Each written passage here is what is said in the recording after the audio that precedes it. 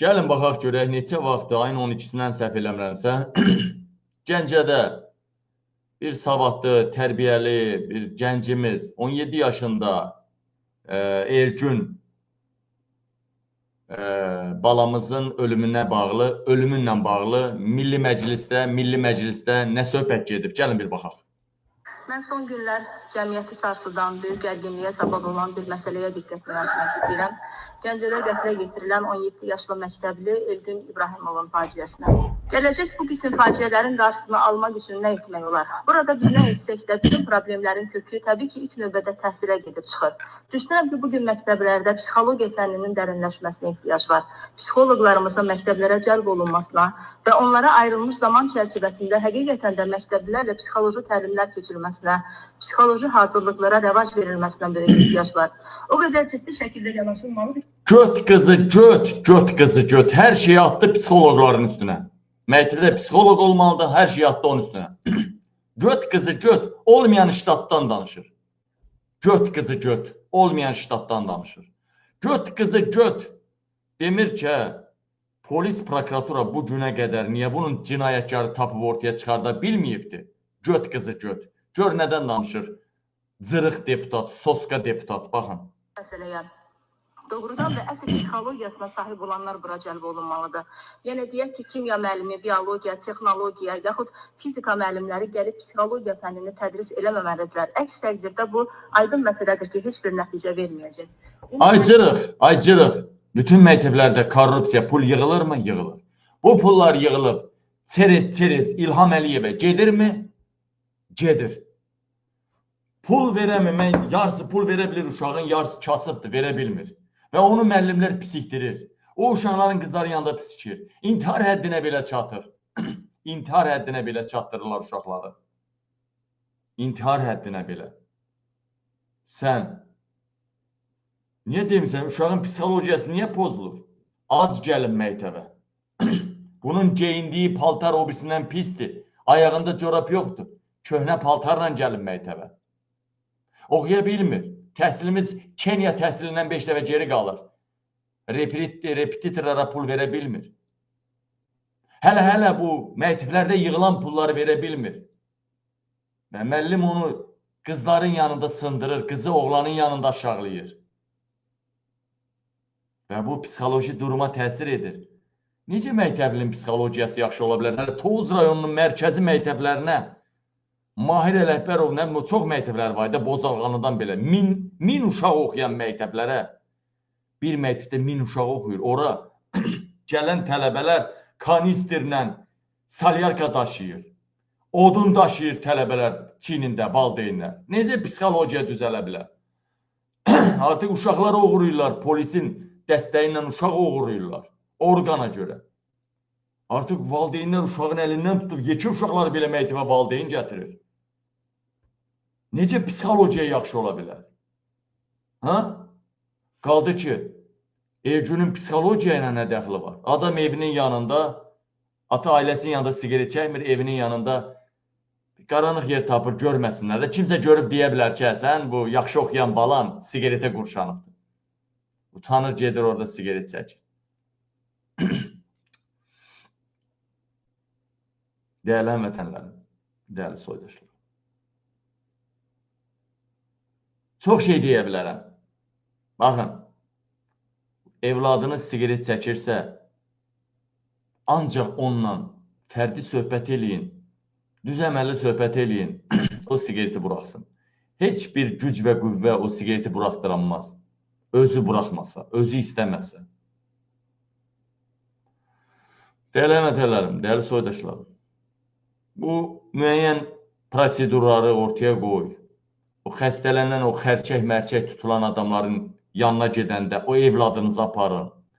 Aparın xəstəxanalara qan qusan adamları göstərin. Ciyərləri göstərin. Bax, mən 44-45 yaşında sigareti buraxdım. Artıq 3-cü ildir ki, mən sigareti buraxdım. Sən bugün uşağına sigaret çəkmə, uşağının pulunu kəssən, o sigaret alanmasa da o yerdən tapıb çəkəcək. Mikrobları dolduracaq ağzına, o yerdən tapıb çəkəcək. O qaranlığa ora bura girib, hansısa bir mafiyalara qoşulub o sigaret çəkəcək. O sigaret çəkəcək. Dəyərli həmvətənlər. Uşağı sigaretdən başqa cürə. Onlar gənclər, o tez buraxa bilərlər. Çəkirlərsə də tez ata bilərlər. Denən bala, əlini Qurana bas. Namus qədri bilənsən, namusunun başına, mənim başıma bas. Denən, sən öl denən. Sigaret çəkməyəcəm. Və sigaretə verdiyim pul, günə 2 manat. Sigaretə verdiyim pulu, ayda sənə xərcliyinə 50-60 manat eləyir. Mən sənə 100 manat ayda pul verəcəm. Biraz artıq fəhləlik eləyəcəm, verəcəm. Amma çəkmə. Dəyərli həmvətənlər, çəkmə. Mənim yadımda da o vaxt ərəblərə qoşuldu uşaq. Mənim özümün uşağıma. Yusif, ərəblərə də oturan yerdə institut olur da, ərəblər institut olur. Qızda oğlanı məsələn çəkirdilər, bir qrup var idi. O nədir o belə şey olur ha, belə o şey belə sulu nəsə belə üfürürsən ha, belə o zajqalka oxşur belə. Baxdım, bilmirəm adınız adı. Bir də otağından tapdım, dedi dostumun idi. Bizə qonaq gələndə qalır. 2 dəfə, 3 dəfə dostlarını yığdım, hamısını. Dedim mənim sigaret çəkməyən, əlbəttə ki, çəkməyən dostlarını yığdım, sigaret çəkməyən dostlarını. Dedim ki, mən sizin valideyninizin yerinə olsam, sizi Yusifdən qoymaram oturub durmağa. Dedi, niyə?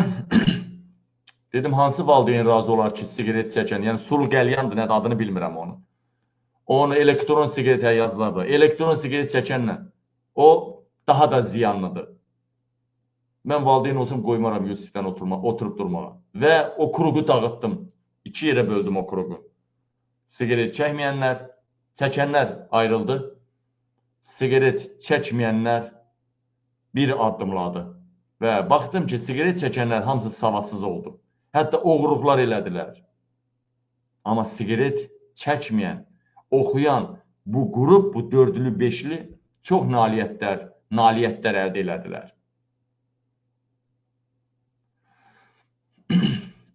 Dəyərli həmvətənlər, gördü ki, mümkün deyil. Mümkün deyil. Bir 2 aya qədər bu proses getdi. Dedim ki, bunun dostları, bax, mənim yanımdan çox ki, sizin yanınızda olur məktəbdə, hazırlıqda, məktəbdə, orada, burada imtihan. Bax, deyin, sizin qabağınıza, bax, Quran kitabını gətirdim, dedim, bax, Quranı qoyacağım qabağınıza, əl basacaqsınız. Bu adam o nədir, elektron sigaret çəkmir. Və o vaxtdan bəri, artıq 2 il keçib üstündən, şükürlər olsun Allaha ki, anasının mənim dediyim sözlər 1 ay idi, 2 ay idi qurşanmışdı o elektron sigaretə və artıq idmanla məşğuldu, dostlarından, elmlə məşğuldu. Sizin də evladlarınızın belə olmasını istəyirəm. Dəyərli həmvətənlər. Bunların beyni qandır, qan. Niyə görə əskəriyə 18 yaşında aparırlar? Niyə? Çünki 18 yaşında adamı 2 kəlmə dırka ver, ölümə gedəcək. Ölümə gedəcək. 18, 19, 20, 21. Bu yaşda insanlara 2 kəlmə şık ölümə gedəcək. Yoxsa əskəriyə 19, 20 yaşında eləyərdilər də. Ən çox uşağı ölümə aparan yaş həddi 19, 20, 18, 19, 20'dir. Elə də dırkala bir dənə vətən qeyrət getdi özünü öldürdü. Yəni dırkala bir dənə özünü ölümə verəcək. Vəssalam. Ona görə o yaşda aparırlar əskərliyə. Yoxsa 25 yaşda aparırlar da. 25 yaşında bunları anlatmaq olmur axı. Yaş İlham Əliyev niyə əskəriyi 35 yaşına kimi çağırırdı? Niyə azaltdılar? Gördülər ki, zaten 1-2 nəfər gedib bir rotaya, 1-2 nəfər 30 yaşından yuxarı keçir. 30 yaşından yuxarı kimdir? Komandir batalyon gələcək rəisi. Buranın da çoxsu institut oxuyan uşaqlardır. Bu istər-istəməz orada ağırlı adamdır, orada yeyinti, meyinti, qaçaqmalçılıq hamısını çatdırır axı. Prokurator olur, bura məlumatları ötürür axı. Amma 18-19 yaşında uşağı fitva verib hər şey eləmək olur, o nə qanır, vətən şey nədir, o nə qanır, korrupsiya nədir, o nə qanır, buna nə palojnadır, nə yedi, nə eləmə. Amma 35-30 yaşında uşaqlar onu bilir axı.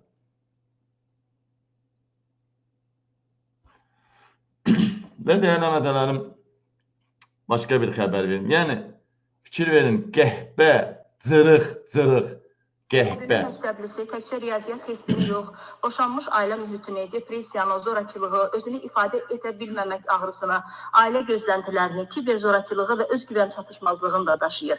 Bu isə doğrudan da işin peşəkarları, bu ixtisası daşıyanlar vasitəsilə aradan qaldırıla bilər. Adama deyirlər, ay cırıq, deputat. Alman polisi məktəblərə gəlib velosiped sürmək dərsi keçir. Tələbələrə dərslər keçirlər, bu və yol hərəkət qaydaları dərsi keçirlər. Alman polisləri. Amma Azərbaycan polisləri də məktəbləri yığır, apar ora guşə düzəldirlər.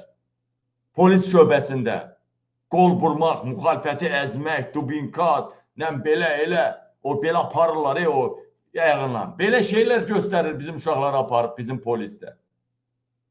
Nə olacaq be? Belə böyüyəcəklər də. Uşaq gözünü açır, qandıqca nə görür? O, məktəbin qabağında narkotik satırlar. O, bağçadan bəri uşaq ancaq rüşvət görür. Uşaq korrupsiya görür. Pulu olanı sığallayırlar, pulu olmayanı minirlər. Uşaq doğulandan bəri ancaq agresiya görür. Belə olmaz ha, qardaşlar, belə olmaz. Çox misallar çəkə bilərəm. Hələ öz həyatımdan, öz ətrafımdan, öz yaxınlarımdan olmur belə, dəyərli həmvətənlərim.